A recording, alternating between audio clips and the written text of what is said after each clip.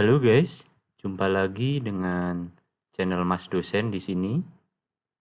Baik, kali ini kita akan membahas video edukatif terkait dengan tema rekayasa pondasi untuk seri ketiga, yaitu daya dukung tanah atau soil bearing capacity. Di pertemuan pertama dan pertemuan kedua, kita telah membahas terkait dengan pengenalan pondasi dan juga penyelidikan tanah untuk pondasi. Nah, di seri ketiga ini kita akan coba menghitung atau menganalisis daya dukung tanah dari pondasi dengan menggunakan data-data yang diperoleh dari pendidikan tanah, baik pendidikan tanah laboratorium ataupun pendidikan tanah di lapangan. Nah, formula-formula atau rumusan-rumusan analisis daya dukung pondasi yang akan digunakan ini teorinya sangat banyak sekali. Ada dari Terzaghi, Meyerhoff, ada dari Skempton, Vesic, dan lain sebagainya. Nah, ini coba akan kita bahas dalam seri kali ini. Jadi jangan lupa untuk menyaksikan keseluruhan video kali ini. Bagi yang belum subscribe, silahkan untuk subscribe terlebih dahulu, sehingga kalian akan mendapatkan update video-video menarik dari channel Mas Dosen. Baik, kita lanjutkan. Oke, kita akan mulai dengan pengertian yaitu dari daya dukung tanah. Apa pengertian dari daya dukung tanah? Nah, di sini ada dua pengertian atau definisi. Yang pertama adalah daya dukung terfaktor atau key ultimate, atau dalam bahasa Inggrisnya factor bearing capacity, yaitu adalah kemampuan tanah dalam mendukung beban atau beban maksimum pada batas runtuh tanah atau kelongsoran geser dalam tanahnya. Oke. Sedangkan daya dukung tanah atau KU adalah kemampuan tanah dalam mendukung beban atau beban maksimum yang diizinkan bekerja pada tanah di atas pondasi. Jadi bedanya apa antara daya dukung terfaktor atau Q ultimate dengan daya dukung tanah atau QU? Kalau Q ultimate ini daya dukung bebannya sampai maksimum yang menyebabkan keruntuhan pada tanah, yaitu kelongsoran gesernya. Sedangkan kalau daya dukung tanah QU ini adalah kemampuan tanah memikul beban sampai dengan batas maksimum yang diizinkan sebelum tanah tersebut adalah runtuh. Nah, ilustrasinya seperti ini. Kalau yang pertama tadi, kalau Q ultimate sampai dengan bebannya runtuh adalah sampai benar-benar kondisinya dia adalah ultimate atau runtuh. Sedangkan kalau daya dukung tanah QU yang dimaksud tadi, dia misalkan di grafik nomor 2 ini, nah dia hanya diambil misalkan 2/3-nya, tidak maksimum sampai dia pada batas kondisi dari keruntuhan tanah. Nah, selain itu, hubungan antara kedua rumus ini juga bisa dinyatakan dalam suatu persamaan sebagai berikut. Jadi, QU sama dengan Q ultimate dibagi suatu safety factor atau angka aman, di mana safety factor ini bisa besarannya adalah 3 untuk kasus beban normal, sedangkan bisa juga digunakan 2 untuk kasus-kasus beban darurat, atau biasanya untuk konstruksi darurat atau tidak permanen. Oke, kita lanjutkan. Nah, daya dukung tanah itu ditentukan dan dibatasi oleh yang pertama adalah dia harus aman terhadap runtuhnya tanah, atau kalau dinyatakan adalah Q ultimate dibagi angka amannya tadi. Yang kedua, harus aman terhadap penurunan akibat konsolidasi tanah sehingga penurunan total tidak terlalu besar. Nah, ini juga harus diperhatikan terhadap adanya konsolidasi sehingga penurunannya nanti tidak menjadikan terlalu besar. Daya dukung terfaktor itu biasanya dipengaruhi oleh beberapa faktor-faktor berikut ini.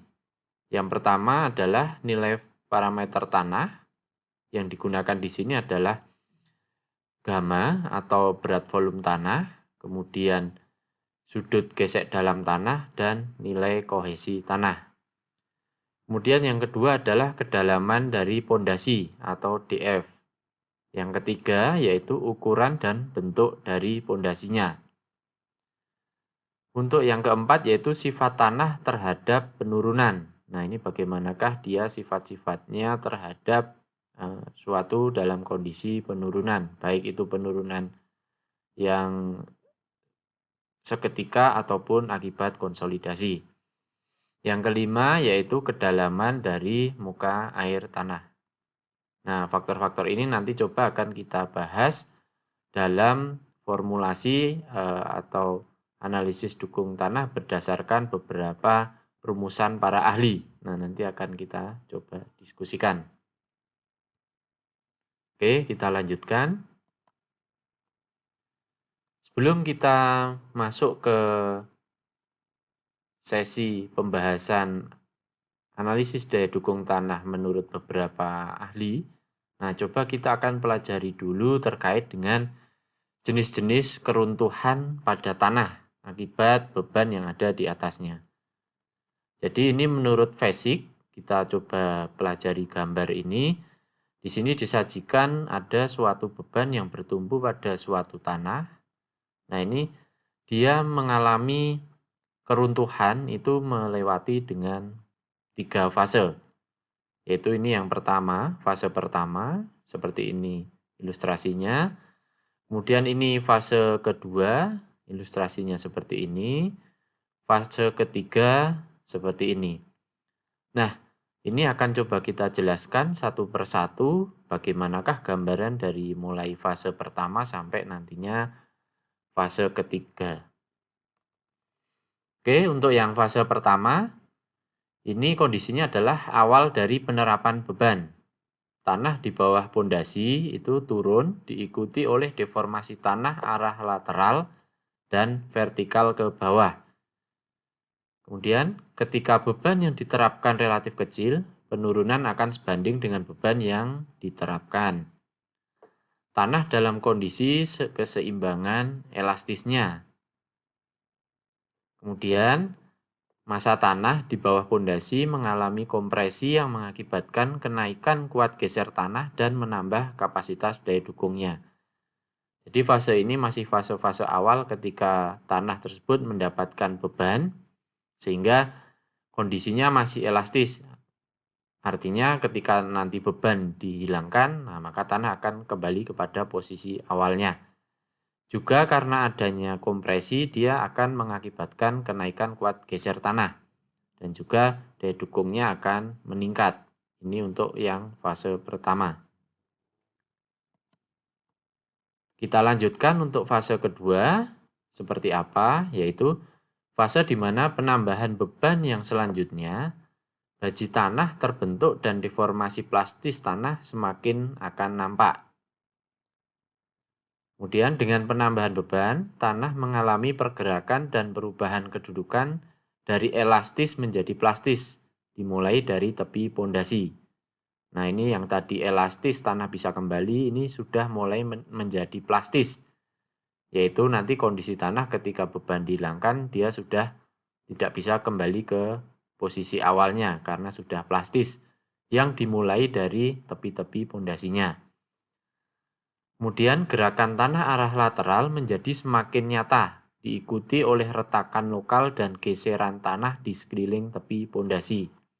Nah, ini sudah semakin kelihatan bagaimanakah pola keruntuhannya.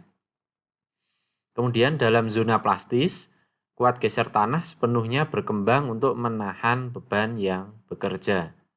Nah, ini kondisinya tadi diilustrasikan di fase 2 adalah seperti ini, sudah mulai terbentuk zona plastis yang dimulai dari tepi-tepi pondasinya. Oke, kita lanjutkan. Untuk fase ketiga, yaitu di mana kecepatan deformasi bertambah dengan penambahan beban, yaitu seiring dengan ditambahkannya beban yang lebih besar. Deformasi diikuti oleh gerakan tanah keluar serta penggelembungan tanah di permukaan. Nah, ini sudah mulai nampak atau kelihatan gerakan tanah yang keluar di tepi-tepi dari pondasi. Tanah pendukung fondasi mengalami keruntuhan yang berbentuk lengkungan dan garis yang disebut sebagai bidang geser radial dan bidang geser linear. Jadi pola keruntuhannya untuk fase ketiga sudah seperti ini, di mana nanti akan terjadi penggelembungan di sisi-sisi tepi dari pondasi atau beban ini, juga diikuti nantinya terbentuknya suatu bidang keruntuhan. Nah, bidang keruntuhan ini nanti ada bidang radialnya dan nanti ada bidang geser linearnya. Nah, nanti kita akan tunjukkan di penjelasan terkait dengan analisis daya dukung. Oke, kita lanjutkan. Nah, ini selanjutnya, kalau tadi sudah membahas terkait dengan jenis-jenis keruntuhannya, nah ini FESIC juga melakukan pengujian model dengan membagi mekanisme keruntuhan pondasi ini menjadi 3 macam. Yang pertama adalah jenis atau keruntuhan geser umum atau general shear failure. Ini gambarnya seperti ini, di mana pola keruntuhannya itu adalah dia terdiri atas bidang-bidang yang tadi saya bilang ada lengkungan radial dan juga nanti ada garis geser linearnya. Nah, ini pola keruntuhan geser umum adalah seperti ini yang biasanya kita juga sering lihat di beberapa referensi. Nah, yang kedua yaitu keruntuhan geser lokal atau local shear failure. Sebagai ilustrasinya seperti ini, jadi keruntuhan itu hanya terjadi pada area di sekitar pondasi atau garis pengaruh dari pondasi di area radial dari sudut gesernya. Nah, adapun pola keruntuhan yang ketiga yaitu keruntuhan penetrasi atau penetration failure atau punching shear failure. Nah, ilustrasinya seperti ini, di mana dia keruntuhan itu hanya terjadi di bawah persis dari beban atau plat pondasi kita, dengan seperti dia hanya desakan atau pancing di bawah pondasi kita. Nah, ini jenis-jenis atau pola-pola keruntuhan yang didasarkan pada pengujian model oleh FESIC tahun 1963. Oke, kita lanjutkan. Nah, ini penjelasan secara lebih detail lagi terkait dengan pola-pola keruntuhan geser. Yang pertama tadi adalah keruntuhan geser umum.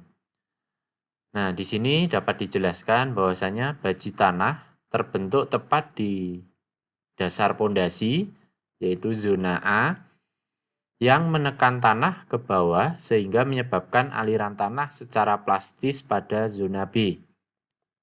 Nah, ini tadi zona A, jadi baji itu tepat terbentuk di dasar pondasi sini, zona A, yang nanti dia mendesak atau menyebabkan aliran tanah plastis ke zona B-nya. Kemudian gerakan ke arah luar, kedua zona tersebut ditahan oleh tanah pasif bagian C. Nah, ini bagian C ini adalah tanah pasif yang menahan dari pergerakan zona A dan zona B. Saat tahanan tanah pasif C terlampaui, maka terjadi gerakan tanah yang mengakibatkan tanah di sekitar pondasi menggembung. Nah, ini nanti bila ini sudah tidak kuat menahan dari gerakan tadi, maka nanti akan terjadi penggembungan di sisi tepi pondasi pada permukaan tanahnya.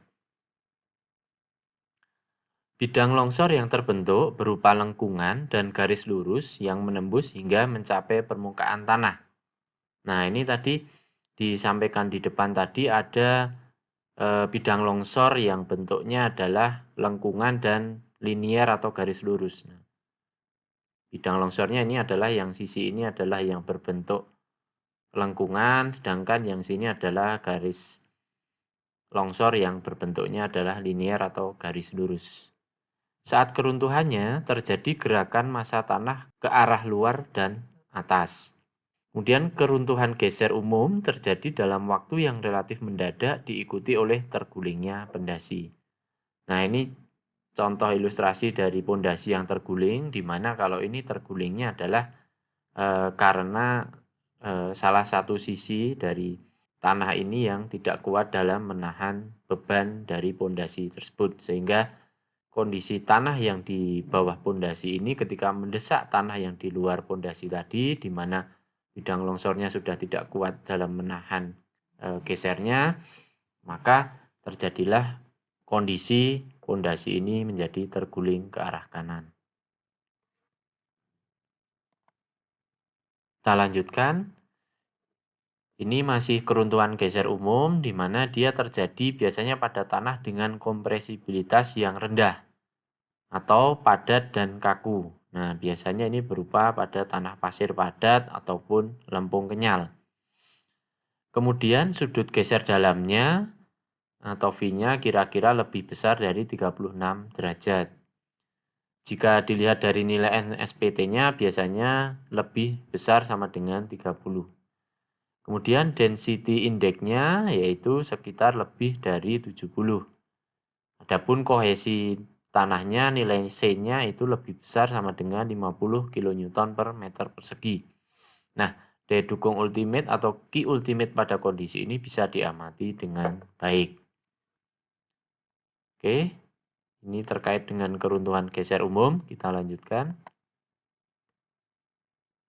Yang kedua, pola keruntuhan adalah keruntuhan geser lokal. Nah, seperti apa? Kita akan jelaskan. Jadi tipe keruntuhan hampir sama dengan keruntuhan geser umum. Namun bidang runtuh yang terbentuk tidak sampai mencapai pada permukaan tanah. Bidang runtuh pada permukaan tanah tidak berkembang atau hanya sedikit mengembang saja. Nah, tadi kalau di keruntuhan geser umum itu kan sampai ke titik C ini terdesak keluar. Nah, sedangkan kalau di keruntuhan geser lokal ini hanya berefek pada zona A dan zona B saja.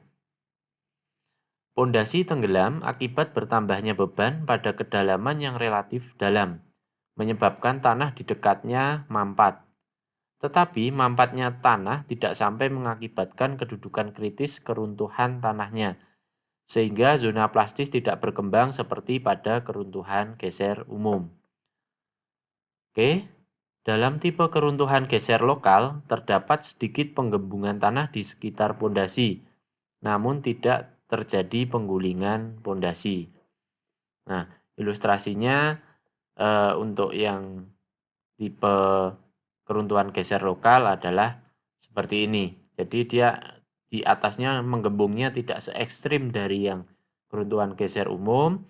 Nah, ini juga dia bisa terjadi penurunan dari pondasi karena memang tidak kuatnya area di bawah pondasi ini dalam menerima gaya geser karena beban yang lebih besar daripada kuat dukung tanahnya.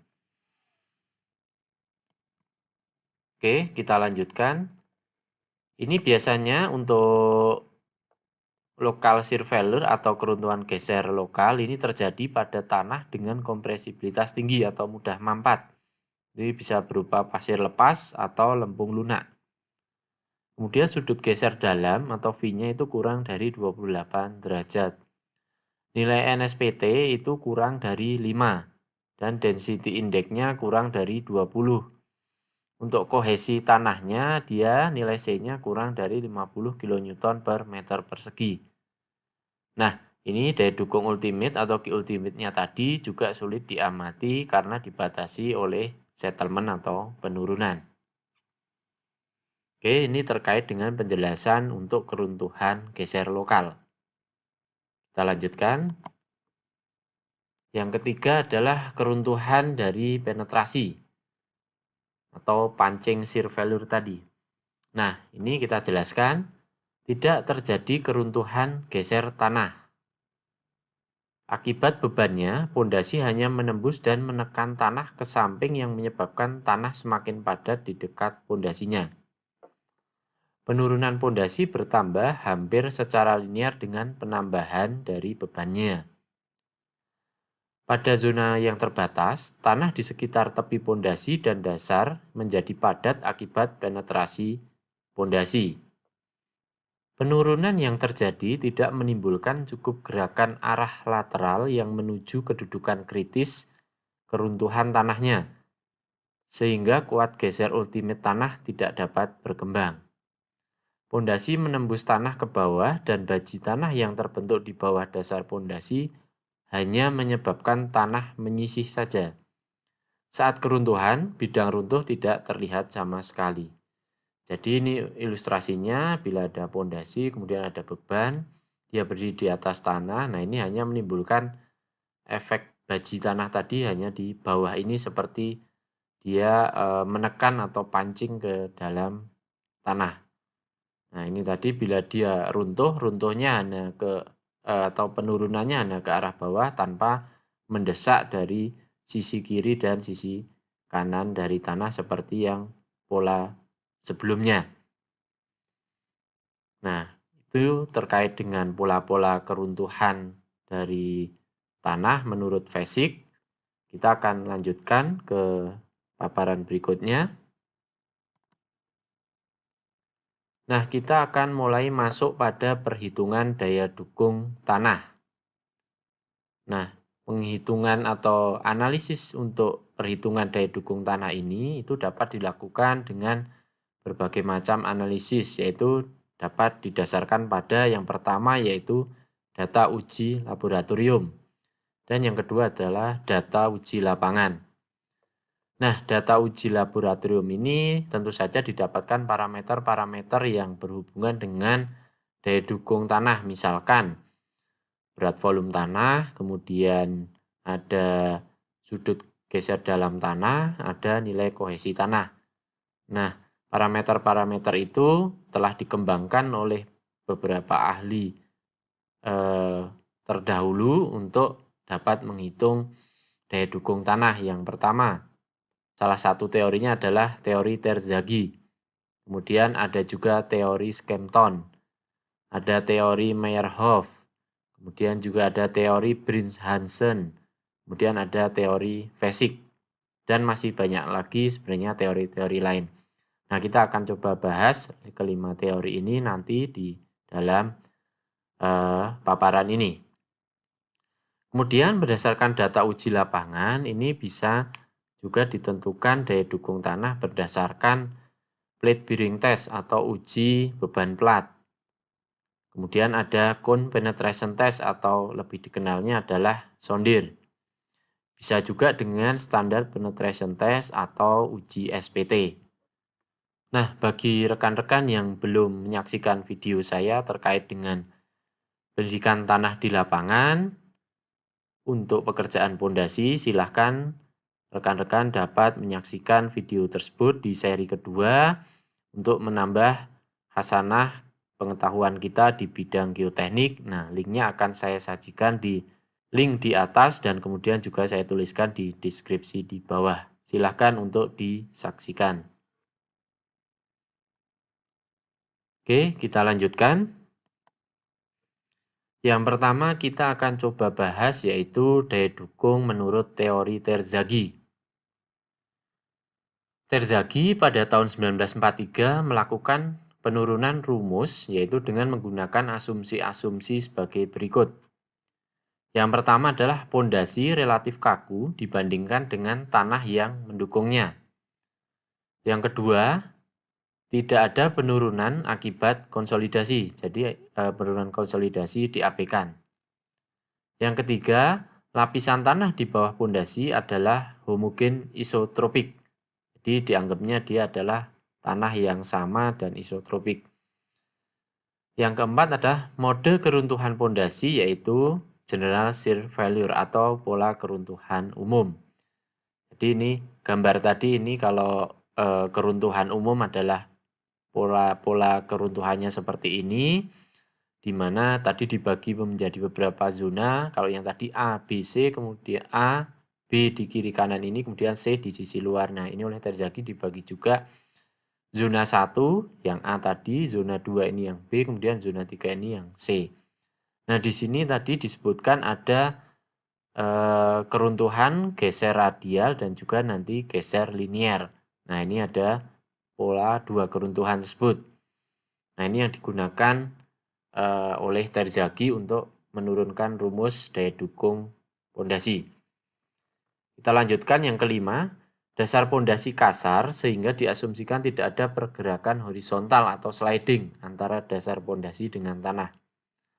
Yang keenam, kedalaman pondasi atau D lebih kecil atau sama dengan dimensi atau lebar pondasi B, sehingga komponen gesekan tanah di daerah sedalam D diabaikan. Pertemuan antara sisi baji dan dasar pondasi membentuk sudut sebesar sudut geser dalam tanah atau V.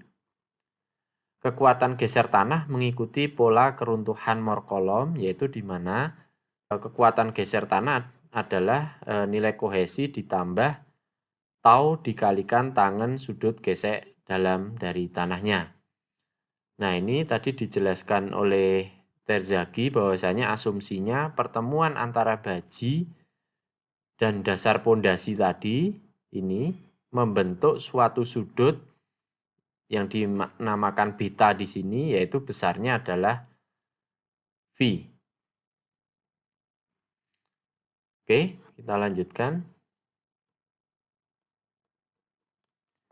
Nah, berikut ini rumus umum dari daya dukung tanah yang diusulkan oleh Terzaghi. Untuk kondisi keruntuhan geser umum, sesuai asumsi dari Terzaghi tadi, dapat dinyatakan bahwasannya Q ultimate adalah sama dengan alfa dikalikan nilai C atau kohesi kalikan suatu faktor NC ditambah Q dikalikan suatu faktor NQ ditambah beta dikalikan B atau lebar pondasi dikalikan suatu gamma tanah dikalikan N atau faktor dari gamma tanah tersebut. Nah, di mana nilai-nilai dari alfa dan beta disajikan dalam tabel ini sebagai faktor bentuk pondasi. Nah, di sini untuk pondasi menerus itu alfanya sama dengan 1 dan betanya adalah setengah. Untuk bujur sangkar nilai alfa 1,3 dan nilai beta adalah 0,4. Sedangkan lingkaran 1,3 untuk alfanya dan untuk betanya adalah 0,3. Nah, ini beberapa penjelasan di mana Q tadi adalah tekanan overburden pada dasar pondasi yang dinyatakan sebagai PO sama dengan DF kali gamma, yaitu kedalaman pondasi dikalikan gamma tanahnya. Kemudian NC adalah faktor daya dukung tanah akibat kohesi dari tanahnya. NQ adalah faktor daya dukung tanah akibat beban terbagi merata. Dan N gamma adalah faktor daya dukung tanah akibat dari berat tanahnya. Nah, ini ilustrasinya, pondasinya seperti ini, di mana punya lebar B dan kedalamannya adalah DF dengan beban adalah P. Oke, kita lanjutkan. Untuk kondisi keruntuhan geser lokal atau local shear failure, di mana faktor daya dukung tanah tersebut dihitung kembali menggunakan V aksen dan nilai C aksen, di mana nilai tangen V aksen itu adalah nilainya sebesar 2/3 dari tangen V, sehingga C aksen itu nilainya adalah juga 2/3 dari C. Nah, sehingga persamaan umum untuk daya dukung ultimate pada kondisi local shear failure adalah Q ultimate sama dengan alfa dikalikan C aksen dikalikan suatu faktor NC aksen ditambah Q dikalikan faktor NQ aksen ditambah beta kalikan B atau lebar pondasi kalikan gamma tanah dikalikan faktor N aksen dari gamma tanahnya. Oke, kita lanjutkan. Nah, nilai-nilai NC, NQ, dan N gamma tadi oleh Terzaghi itu diperoleh dari hubungan antara sudut gesek dalam tanah atau V yang ada di tanah tersebut. Nah, itu disajikan dalam grafik di samping ini atau bisa juga menggunakan tabel yang disediakan di sisi kanan oleh Terzaghi. Nah, silakan bagi rekan-rekan mana yang lebih mudah apakah menggunakan grafik di sisi kiri ataupun tinggal membaca nilai-nilai yang tertera pada tabel di sisi kanan. Nah, kemungkinan kalau sudut geseknya tidak kelipatan dari 5, nah kita harus melihat dengan menggunakan grafik di sisi kiri karena untuk estimasi atau interpolasi lebih enak menggunakan grafik di sebelah kiri ini. Baik, kita lanjutkan. Nah, bagaimanakah yang dimaksud tadi penggunaan parameter-parameter tanah dari hasil pendidikan tanah di laboratorium dalam analisis daya dukung menurut Terzaghi?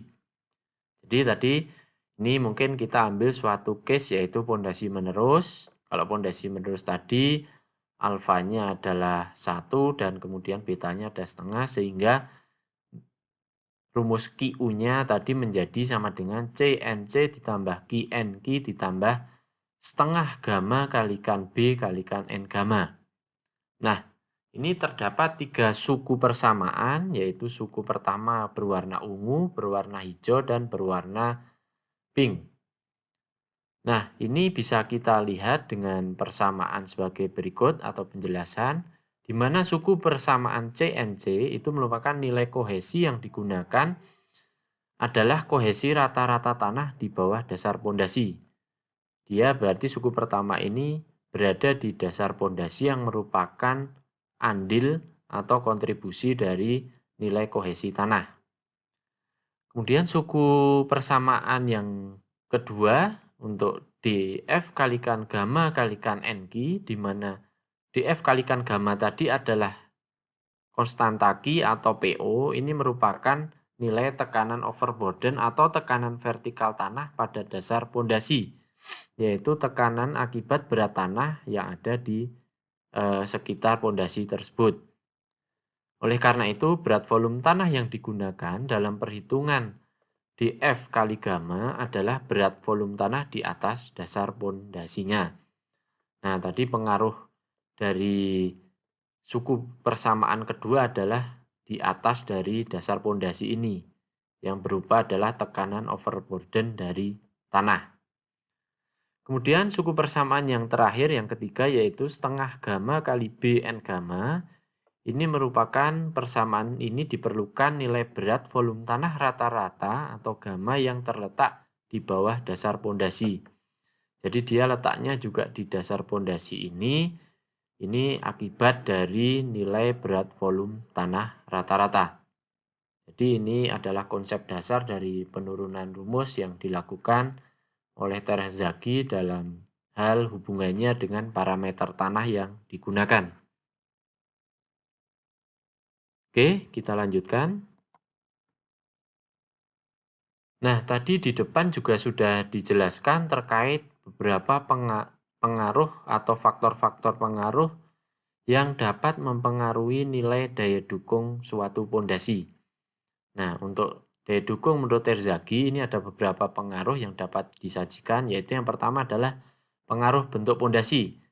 Seperti yang dijelaskan tadi di dalam tabel alfa dan beta, di mana daya dukung menurut Terzaghi ini dapat dipengaruhi oleh beberapa bentuk pondasi, diantaranya yaitu pondasi bujur sangkar. Itu berarti tadi nilai dari alfa dan betanya digantikan dengan nilai ini. Kemudian pondasi lingkaran juga seperti ini. Kemudian pondasi persegi panjang, nah nilai-nilainya dapat digunakan rumus-rumus seperti berikut ini. Nah, ini dapat dipakai menyesuaikan nantinya kira-kira kita akan meninjau jenis pondasi apakah untuk menghitung daya dukungnya. Oke, kita lanjutkan. Juga yang kedua faktor yang mempengaruhi adalah faktor pengaruh air tanah.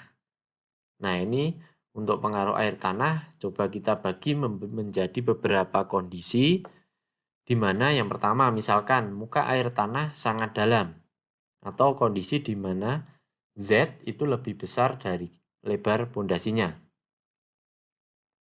Jika muka air tanah sangat dalam, di mana jika dibandingkan dengan lebar pondasinya, atau Z tersebut lebih besar dari lebar pondasinya, dengan Z adalah jarak muka air tanah dari dasar pondasi, maka yang pertama nilai gamma dalam suku kedua persamaan daya dukung dipakai nilai gamma B jika tanahnya basah atau gamma D jika tanahnya kering. Kemudian dalam suku ketiga dipakai nilai berat volume tanah basah atau gamma B jika tanahnya basah atau berat volume tanah kering atau gamma D jika tanahnya kering. Untuk kondisi ini nilai parameter kuat geser yang digunakan dalam perhitungan adalah nilai parameter kuat geser dalam tinjauan tegangan efektif atau kohesi efektif dan sudut gesek dalam efektifnya. Nah, ini ilustrasinya. Kita mempunyai pondasi lebarnya B dengan kedalaman DF. Nah, di mana muka air tanah bila kedalamannya Z lebih besar dari lebar pondasinya, maka kita bisa gunakan persamaan ini. Nah, kondisi atas ini adalah jika kondisi tanahnya basah, kita pakai gamma B, dan yang bawah ini jika kondisi tanahnya kering, kita pakai gamma D. Oke, kita lanjutkan. Pengaruh air tanah yang kedua yaitu kondisi jika muka air tanah terletak pada kedalaman Z di bawah dasar pondasi atau Z lebih kecil dari B. Nah, ilustrasinya seperti ini, kita punya pondasi lebarnya B, muka air tanah posisinya itu adalah kedalamannya Z kurang dari lebar dari pondasinya. Nah, bagaimanakah yang harus kita sesuaikan? Yaitu yang pertama, nilai gamma pada suku persamaan kedua digantikan dengan gamma B jika tanahnya basah dan diganti dengan gamma D jika tanahnya kering. Karena massa tanah dalam zona geser sebagian terendam air, maka berat volume tanah yang diterapkan dalam suku persamaan ketiga dari persamaan daya dukung dapat didekati dengan rumus seperti ini. Jadi gamma rata-rata yaitu gamma aksen ditambah Z dibagi B dikalikan gamma basah dari tanah dikurangi gamma efektifnya. Sehingga nanti dapat kita masukkan ke dalam rumus di bawah ini untuk kondisi tanah basah, di mana QU-nya adalah C rata-rata kalikan NC ditambah DF kalikan gamma B dikalikan NQ ditambah setengah gamma rata-rata kalikan B N gamma. Sedangkan untuk kondisi tanah kering, QU sama dengan C rata-rata kalikan NC ditambah DF kalikan gamma D, NQ ditambah setengah gamma rata-rata dikalikan B kalikan N gamma. Oke, kita lanjutkan. Kondisi ketiga yaitu muka air tanah terletak di atas atau sama dengan dasar pondasi. Nah, ini kondisinya di mana muka air tanah tersebut bisa terletak di atas dari dasar pondasi ataupun sama dengan dasar pondasi. Apa yang harus kita sesuaikan? Yaitu nilai berat volume tanah yang dipakai dalam suku persamaan ketiga adalah berat volume efektif atau gamma aksen, karena zona geser yang terletak di bawah pondasi sepenuhnya terendam air. Kemudian, pada kondisi ini, nilai Q atau P0 atau tekanan overburden pada suku kedua menjadi Q atau PO sama dengan gamma aksen kalikan DF dikurangi DW ditambah gamma B dikalikan DW. Di mana di sini gamma aksen atau gamma efektif adalah gamma SAT dikurangi gamma air. Dan DW adalah kedalaman muka air tanah dari permukaan tanah tadi. Nah, sehingga nilai daya dukungnya adalah sebagai berikut. QU sama dengan C aksen NC ditambah dalam kurung gamma aksen kalikan DF min DW dalam kurung ditambah gamma B dikalikan DW dikalikan NQ ditambah setengah gamma B aksen dikalikan B N gamma. Oke, kita lanjutkan. Untuk kondisi terakhir atau keempat, jika muka air tanah berada di permukaan tanah atau dW sama dengan 0. Nah, kalau kondisi ini maka gamma pada suku persamaan kedua digantikan dengan nilai gamma aksen. Sedangkan gamma pada suku persamaan ketiga juga dipakai berat volume dari tanah efektifnya atau gamma aksennya. Sehingga persamaan menjadi QU sama dengan C aksen NC ditambah gamma aksen kalikan DF kalikan NQ ditambah setengah kali gamma B aksen kalikan B kalikan N gammanya. Oke, kita lanjutkan. Untuk yang kedua, daya dukung tanah disajikan oleh teori dari Skempton. Ini khusus untuk tanah lempung. Nah, pada tahun 1951, Skempton memberikan rumusan daya dukung ultimate pondasi memanjang pada tanah lempung, yaitu QU sama dengan CU kalikan NC ditambah DF kalikan gamma. Sedangkan untuk daya dukung ultimate netonya, Q ultimate neto sama dengan CU kalikan NC. Nah, daya dukung ultimate pondasi untuk pondasi 4 persegi panjang dengan panjang L dan lebar B pada tanah lempung menurut Skempton yaitu QU sama dengan 0,84 ditambah 0,16 kalikan B dibagi L dikalikan CU dikalikan NC untuk busur sangkar ditambah DF kali gamma. Sedangkan untuk daya dukung ultimate netonya berarti tinggal dikurangkan adalah pengaruh overburden DF kali gammanya. Nah, ini dengan keterangannya QU adalah daya dukung ultimate, QN adalah daya dukung ultimate neto, DF kedalaman pondasi, gamma berat volume tanah, C adalah kohesi pada tanah dalam kondisi tak terdrainase, dan NC adalah faktor daya dukung menurut Skempton. Nah, faktor daya dukung menurut Skempton NC tadi ini disajikan dalam grafik oleh Skempton di samping ini dapat kita gunakan. Nah, ini dengan catatan yang pertama, untuk pondasi di permukaan di mana DF sama dengan 0, maka nilai NC permukaan besarannya adalah 5,14 untuk pondasi memanjang. Dan NC permukaan sama dengan 6,20 untuk pondasi lingkaran dan bujur sangkar. Nah, ini jika pondasi memanjang, dia di permukaan tanah tadi nilainya adalah 5,14, sedangkan lingkaran dan bujur sangkar dengan grafik ini nilainya di permukaan adalah 6,20. Kemudian, pondasi pada kedalaman antara DF lebih besar dari 0 dan kurang dari 2,5 dari lebar pondasi, maka NC sama dengan dalam kurung 1 ditambah 0,2 dikalikan DF dibagi B dikalikan dari nilai NC permukaan. Sedangkan yang ketiga, pondasi pada kedalaman di mana DF lebih besar dari 2,5 lebar pondasinya, maka NC sama dengan 1,5 kali dari nilai NC permukaan. Oke, kita lanjutkan. Yang berikutnya adalah daya dukung berdasarkan teori Meyerhof. Meyerhof tahun 1955 melakukan penurunan rumus dengan menggunakan asumsi-asumsi sebagai berikut. Yang pertama yaitu analisis daya dukung Meyerhof menganggap sudut baji beta tidak sama atau lebih besar dari nilai V.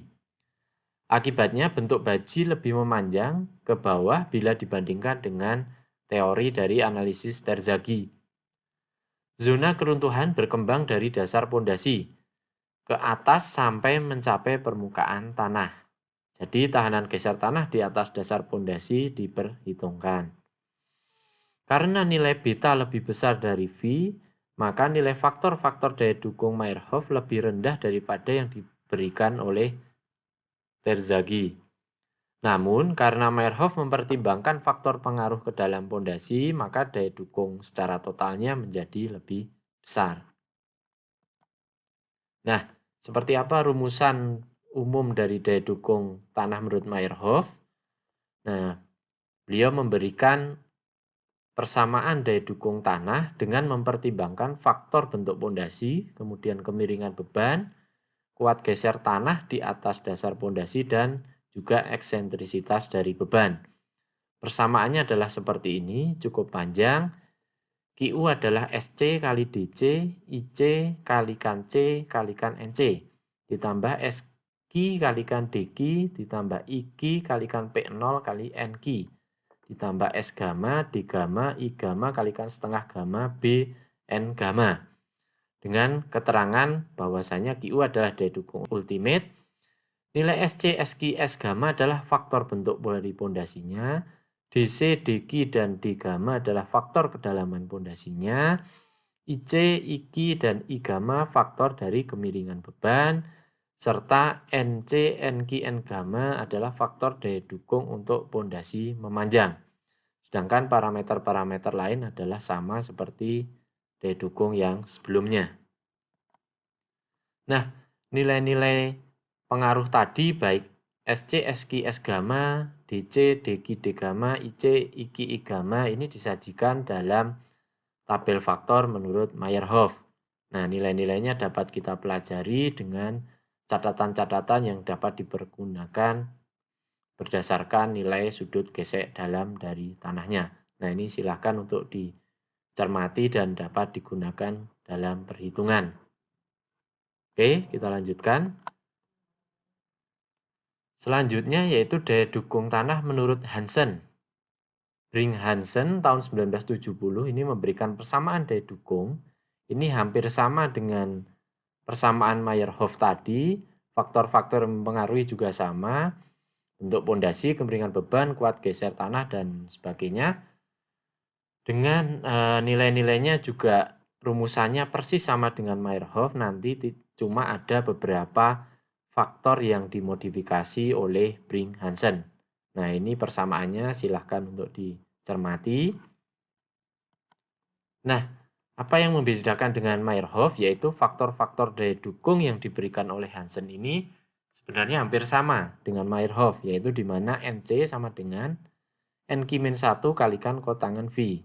Dan NQ sama dengan E pangkat V tangan P kalikan tangan V dikalikan tangan kuadrat 45 ditambah V per 2. Namun yang membedakan yaitu dalam memperkirakan nilai N gamma, di mana N gamma menurut Hansen yaitu 1,5 dikalikan NQ-1 dikalikan tangan V-nya. Jadi nilai inilah yang dimodifikasi oleh Hansen. Kita lanjutkan, yang berikutnya yaitu daya dukung menurut Fezzik. Persamaan daya dukung Terzaghi menganggap bahwa permukaan baji tanah tadi membuat sudut V terhadap arah horizontal. Nah, beberapa peneliti telah mengamati bahwa sudut baji tidak membentuk sudut V, namun membentuk sudut 45 plus V per 2 terhadap horizontal. Nah, oleh karena itu, Fezzik pada 1973 menyampaikan persamaan daya dukungnya yaitu QU sama dengan CNC ditambah P0 ditambah setengah gamma kalikan B N gamma. Nah, persamaan daya dukung yang disarankan oleh Fezzik ini itu sama dengan persamaan Terzaghi, tetapi persamaan faktor-faktor daya dukungnya berbeda. Seperti yang ditunjukkan dalam persamaan berikut, yaitu NC sama dengan NQ-1 kalikan kotangan V. Ini menurut Prandtl tahun 1924.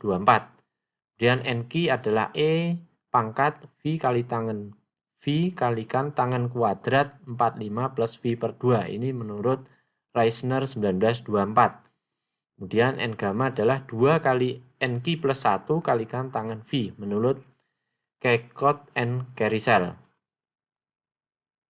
Oke, kita lanjutkan. Nah, kemudian apa yang menjadikan pengaruh dari teori menurut daya dukung Fezzik yaitu pengaruh kedalaman dan bentuk. Nah, di sini persamaan daya dukung Fezzik belum memperhatikan pengaruh tahanan geser tanah yang berkembang di atas dasar pondasi. Karena berat tanah di atas dasar pondasi digantikan dengan P0 dF kali gamma. Untuk memperhitungkan faktor tahanan geser tersebut, maka harus digunakan faktor-faktor kedalaman dan faktor bentuk pondasi. Untuk ini, pada sembarang kedalaman dan bentuk pondasi, persamaan daya dukung ultimate dapat dimodifikasi menjadi QU sama dengan SC kali DC C NC ditambah SQ kali DQ P0 NQ ditambah S gamma D gamma setengah B kalikan gamma N gamma, di mana nilai SC, SQ, S gamma adalah faktor-faktor bentuk pondasi, dan DC, DQ, D gamma adalah faktor-faktor kedalaman pondasinya. Oke, kita lanjutkan. Nah, faktor-faktor daya dukung menurut Fasik dapat kita jelaskan di sini, yaitu yang pertama, untuk faktor-faktor bentuk pondasi, Fasik menyarankan pemakaian faktor bentuk SC, SQ, S gamma, pondasi dari De Beer tahun 70, sedangkan untuk faktor-faktor kedalaman, Fasik menyarankan pemakaian faktor-faktor kedalaman DC, DQ, D gamma itu dari Hansen tahun 1970. Dalam persamaan di atas, beban yang bekerja pada pondasi merupakan beban vertikal dan terpusat, tidak eksentris. Kemudian penggunaan persamaan tersebut harus memperhatikan pengaruh muka air seperti yang telah disampaikan sebelumnya. Faktor-faktor daya dukung Prandtl, Reisner, Keket, and Kerisel yang direkomendasikan oleh Fasik telah banyak digunakan untuk penelitian dan analisis perancangan pondasi. Oke, kita lanjutkan. Nah, inilah faktor-faktor daya dukung menurut Fasik kita sajikan di dalam tabel berikut ini yang dipengaruhi oleh nilai V atau sudut gesek dalam tanahnya. Silakan untuk dicermati dan dapat digunakan pada perhitungan analisis daya dukung pondasi. Nah, kita lanjutkan. Nah, ini beberapa catatan atau rangkuman terkait dengan kesesuaian penggunaan analisis daya dukung tanah menurut beberapa teori yang tadi kita sajikan. Nah, yang pertama, bila menurut Terzaghi, maka kondisi yang harus diperhatikan adalah tanah non-kohesif di mana kedalaman pondasi dibagi lebarnya kurang dari 1. Atau untuk perkiraan secara cepat nilai Q ultimate dibandingkan dengan metode-metode yang lainnya. Untuk teori kedua menurut Skempton, ini kondisinya untuk pondasi pada tanah lempung, khusus untuk tanah kohesif atau lempung. Kemudian menurut teori Meyerhof dan Hansen, ini kondisinya dapat digunakan untuk segala kondisi tergantung pemilihan pemakai atas pengenalan tentang metode-metode tertentu. Sedangkan yang keempat menurut Hansen dan Fasik, ini kondisinya dapat digunakan pada kondisi pondasi yang alasnya miring bila telapak berada pada suatu lereng dan bila kedalaman pondasi dibagi lebarnya lebih besar dari 1.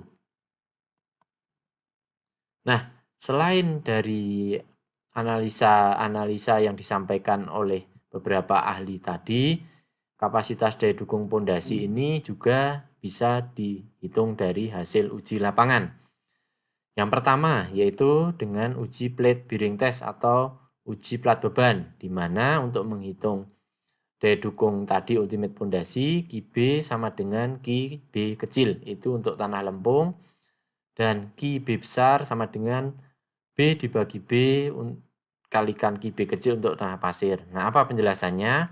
QB besar adalah daya dukung ultimate pondasi untuk skala penuh. Sedangkan QB kecil yaitu daya dukung ultimate dari pengujian beban plat. Sedangkan B adalah lebar atau diameter plat pengujian, sedangkan B besar ini adalah lebar atau diameter pondasi skala penuh. Itu bila menggunakan plate bearing test. Berikutnya juga bisa menggunakan CPT atau sondir.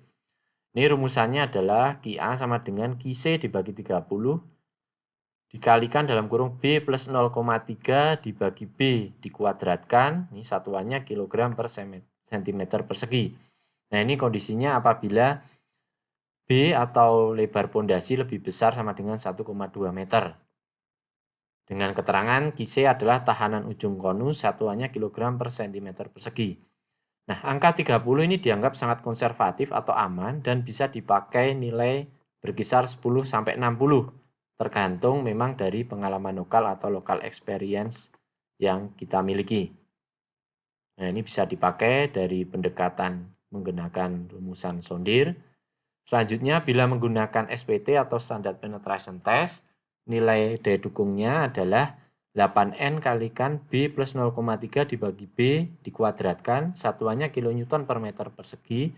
Ini juga untuk pondasi di mana lebarnya B lebih besar sama dengan 1,2 meter. Di mana nilai N adalah nilai dari hasil NSPT. Oke, kita lanjutkan. Baik, mungkin sampai di sini penjelasan kita terkait dengan perhitungan daya dukung pondasi. Nah, silakan pada teman-teman untuk dapat dipelajari materi-materi yang telah diberikan agar kita semuanya mendapatkan ilmu dan manfaat dari apa yang saya sampaikan hari ini. Terima kasih atas perhatian rekan-rekan semua. Tetap stay smart, stay safe, and stay update ya guys. Jangan lupa untuk menyaksikan video-video dari channel Mas Dosen yang lain. Jangan lupa pula untuk subscribe bagi yang belum subscribe, dan jangan lupa untuk like dan share video ini jika kalian merasa terbantu dan bermanfaat dengan menyaksikan video ini. See you on next video ya guys. Bye.